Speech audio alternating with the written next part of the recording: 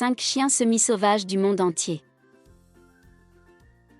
Avant de commencer à regarder la vidéo, n'oubliez pas de vous abonner à notre chaîne.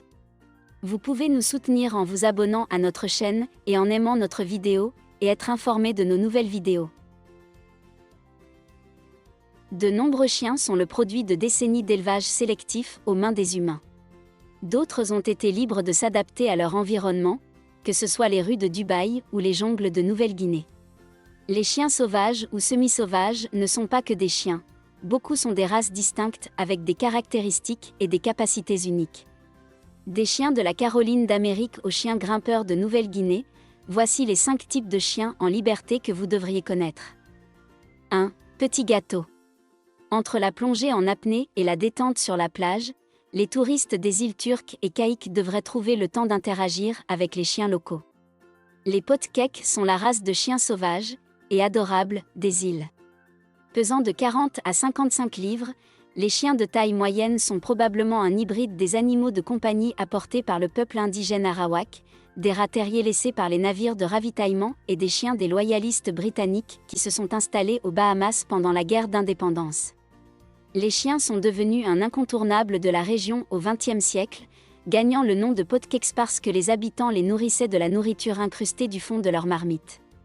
Aujourd'hui, on peut trouver des Podkeks errant dans les îles Turques et Caïques, mendiant des restes comme leurs ancêtres. Ils sont également disponibles pour adopter, ou faire une promenade sans engagement sur la plage, de l'organisme de bienfaisance de sauvetage pour chiens de Podkek Place. Les Bahamas ont également leur propre race de Podkek, officiellement connue sous le nom de Royal Bahamian Podkek. 2. Chiens de la Caroline. Vous n'avez pas besoin de quitter les États-Unis pour trouver des races de chiens sauvages. Visitez certains coins du sud des États-Unis et vous trouverez peut-être des meutes itinérantes de chiens Carolina, également connus sous le nom de dingos américains. Comme leur surnom l'indique, les canines sauvages ressemblent étroitement à leurs cousins en Australie. Ils ont des oreilles pointues, de longs museaux et des corps musclés qui les aident à survivre dans la nature. Les chiens de Caroline sont la plus ancienne race de chiens d'Amérique, avec leurs premiers ancêtres arrivés sur le continent il y a 9000 ans après avoir traversé le pont terrestre de Bering avec les premiers Amérindiens, mais ils n'ont été reconnus comme une race distincte que dans les années 1970. C'est à ce moment qu'un écologiste de l'Université de Géorgie nommé Dr. Laird Brisbane a remarqué une meute d'entre eux près de la rivière Savannah. On pense que les chiens sont la seule race de chiens sauvages originaire du pays, et bien qu'ils soient des chasseurs instinctifs, ils sont également d'excellents animaux de compagnie. 3. Chien chanteur de Nouvelle-Guinée.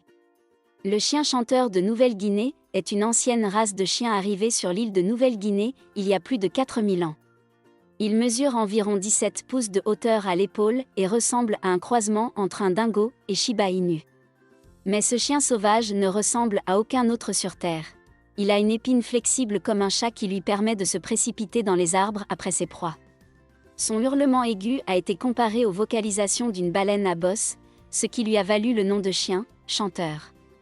Vous pouvez l'entendre dans la vidéo ci-dessus. Les canines sont également incroyablement rares.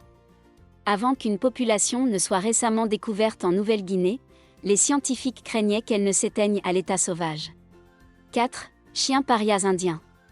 Les chiens parias indiens sont présents sur le sous-continent indien depuis des milliers d'années. Ils sont arrivés en Inde via la Chine, le pays considéré comme le pays des premiers chiens domestiqués au monde.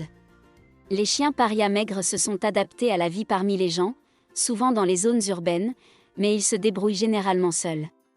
Contrairement à d'autres soi-disant chiens de village, le chien paria indien est une race distincte et pas seulement un terme général pour les bâtards errants. Ils sont remarquablement amicaux pour une race de chiens semi-sauvages, et de nombreuses personnes les adoptent chez eux. 5. Chien Sato.